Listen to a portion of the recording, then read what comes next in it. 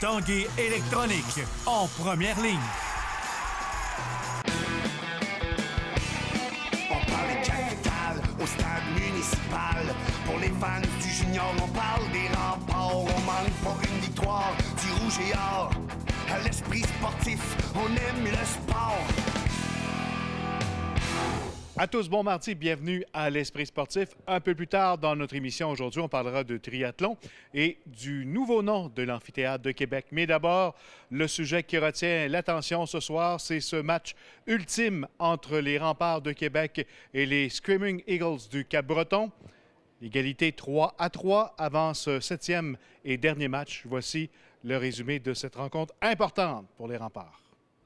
C'est gonflé à bloc par leurs bruyants partisans que les Remparts amorcent cette rencontre ultime.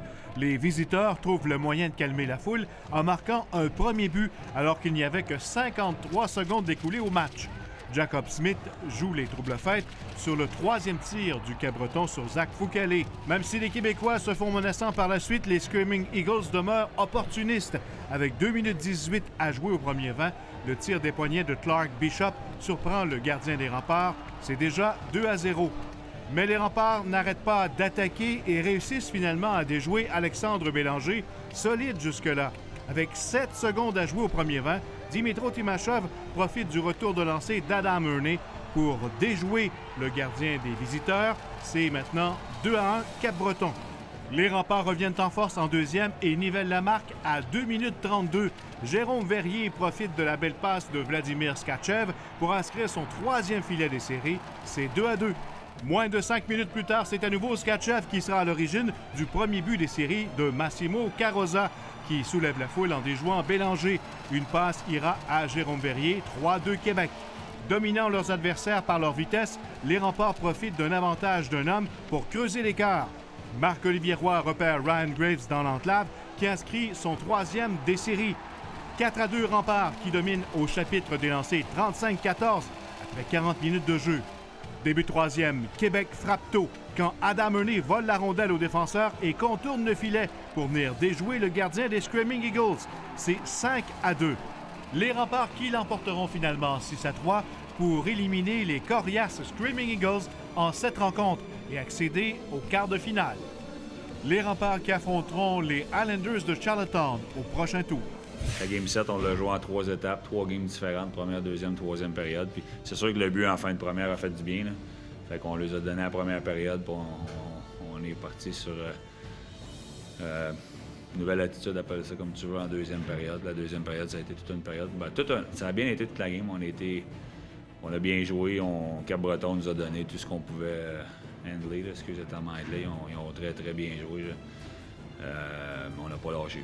Marc-André a bien manœuvré à Noël pour bâtir une équipe de hockey qui était solide non seulement cette année, mais qui va être très, très solide l'année prochaine. Fait que ça n'a pas été le fun d'aller jouer là cette année, puis ça ne sera pas le fun d'aller jouer là l'année prochaine, c'est certain.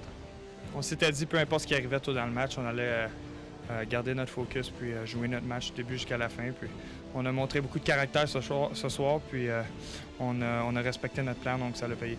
Avec une série comme ça, le momentum a switché de bord plusieurs fois. Puis on voulait s'ajuster puis devenir meilleur à chaque match. Je pense qu'on a accompli ça.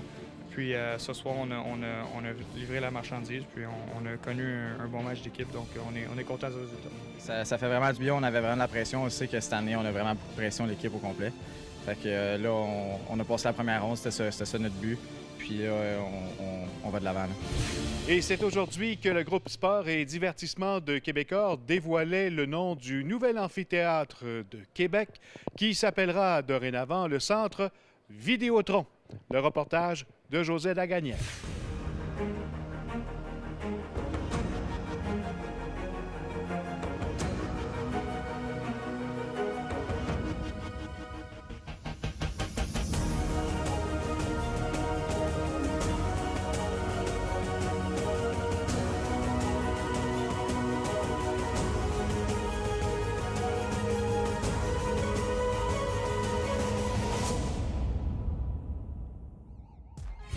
Voilà, le Centre Vidéotron. La présidente de Vidéotron n'était pas peu fière d'annoncer que l'Amphithéâtre de Québec portera le nom Centre Vidéotron.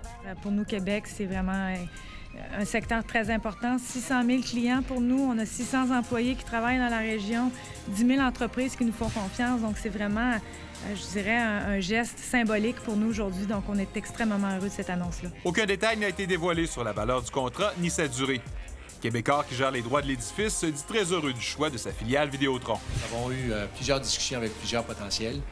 Et pour nous, en ce moment, ce qui faisait du sens pour l'entreprise, pour l'amphithéâtre, pour les gens de Québec, c'était justement de sélectionner une de nos filiales qui est Vidéotron. Rien ne garantit cependant que le nom est là pour toujours.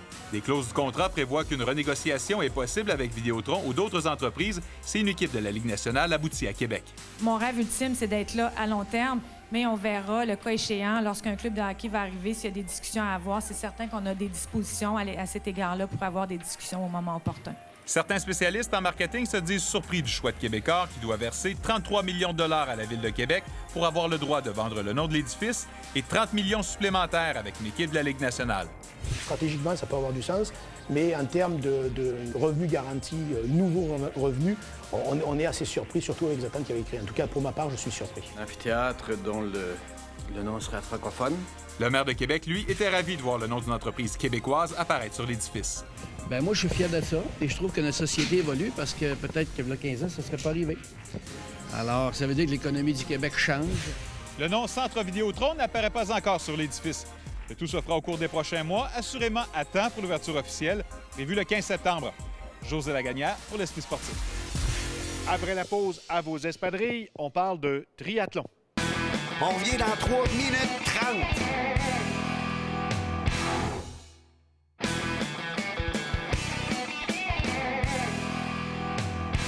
Avec le beau temps qui arrive, on voit de plus en plus de coureurs à l'extérieur. On se prépare pour la prochaine saison de course. Également, de plus en plus de coureurs se préparent pour leur saison de triathlon. Et aujourd'hui, Jean-Michel Bourque a rencontré un fou des triathlons. Steve Hort, il aime tellement le sport qu'il a même ouvert une boutique à Lévis.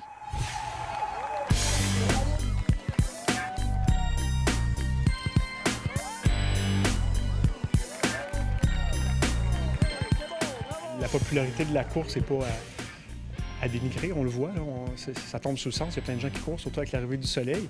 Dans les dernières années, les gens ont allongé leur distance, 10, 21, plusieurs s'attaquent au marathon. Puis après le marathon, qu'est-ce qu'on peut faire?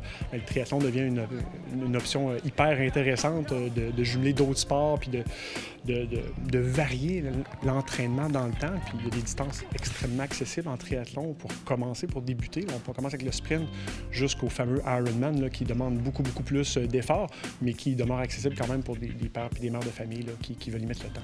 Des compétitions comme ça au Québec, il y en a de plus en plus aussi. C'est ça qui est le fun. Là. Les gens peuvent en faire, mais dans leur cours aussi. Bien, absolument. Puis on a la chance d'avoir un des plus beaux demi-Ironman, puis un des plus beaux Ironman au monde là, à Tremblant, qui est hyper reconnu, très, très nombreux adeptes qui se présentent à chaque année. La Coupe du Québec aussi, avec des triathlons à Juliette, Drummondville. Donc, c'est extrêmement accessible pour tous, avec tout, comme je vous disais tantôt, toutes les distances.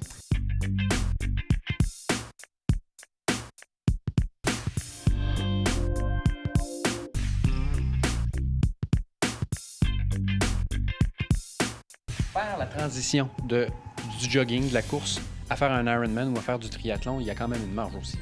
Bien, il y a une marche à franchir, effectivement, puisqu'on jumelle 2 autres disciplines. Je dis toujours que le triathlon, c'est un sport en soi, mais avec 3 disciplines à l'intérieur. Si on maîtrise la course, on en maîtrise une grande partie. Maintenant, l'autre partie la plus technique, évidemment, c'est la natation. Mais il y a les moyens à prendre pour y arriver. Puis la plupart des triathlètes, c'est pas nécessairement leur force. Donc, on se retrouve dans un groupe assez homogène de gens qui ont plus de difficultés en natation, mais ça s'apprend. Maintenant, le vélo, ensuite de ça, c'est quelque chose qui est relativement facile à maîtriser. Donc, quand on a un bon cardio, bon programme d'entraînement, puis qu'on progresse tranquillement avec, comme je vous dis, avec les plus petites distances pour commencer au début, bien, tout devient accessible par la suite. En parlant de course, il faut quand même y aller mollo lorsqu'on veut commencer parce que les risques de blessures sont quand même présents aussi. Bien, évidemment, surtout avec le beau temps qui sort, les gens sortent goûte à ça, on l'engouement parce qu'on voit plein de coureurs passer dans notre rue chez nous. Je suggère à tous les gens de au moins demander l'avis de gens qui connaissent ça, pas juste des gens expérimentés, là, que ça fait longtemps qu'il y en a, mais des professionnels comme nous. On peut vous guider un petit peu sur la progression à avoir. Surtout le bitume, l'asphalte, c'est quelque chose qui est assez dur sur les articulations. Donc, même si on a un bon cardio, les adaptations musculo-squelettiques ne sont pas nécessairement au rendez-vous, surtout en début de saison pour ceux qui n'ont pas couru dehors l'hiver.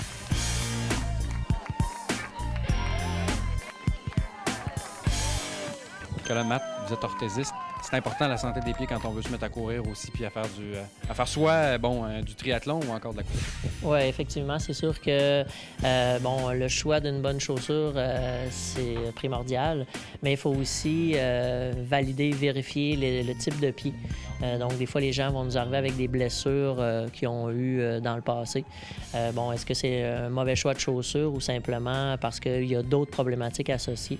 Alors là, en tant qu'orthésiste, ici, avec mes collègues, je vais être en mesure d'évaluer les pieds, vérifier s'il y a un besoin d'orthèse ou si simplement une bonne chaussure va faire le travail. Dans certains cas, il y a des sévérités, des pieds pronateurs, des pieds supinateurs, d'autres problématiques biomécaniques qui peuvent nécessiter l'ajout d'orthèse aux chaussures de course. Statistiquement, chez Triathlon Québec, dans les 6 dernières années, le taux de membership a augmenté de 140 %. On a dépassé le 3200 membres, puis la tendance ne semble pas s'essouffler. On est en train de développer un volet jeunesse aussi. Le volet jeunesse prend de l'ampleur avec un camp d'été pour la première été cet été sur la Rive-Sud pour les 12-16 ans en triathlon. Et on travaille aussi sur le projet du sport-études aussi pour l'année 2016-2017. Donc, c'est en pleine effervescence.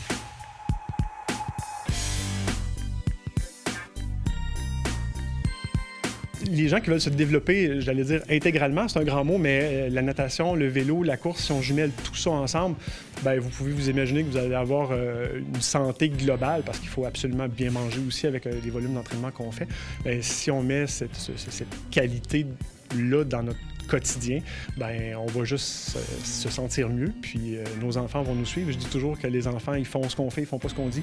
Donc, de voir nos enfants nous regarder puis vouloir suivre la trace de papa et de maman, ça va préparer les prochaines générations à être encore plus forts que nous, puis la course puis le triathlon vont juste continuer d'augmenter puis de rester dans le temps.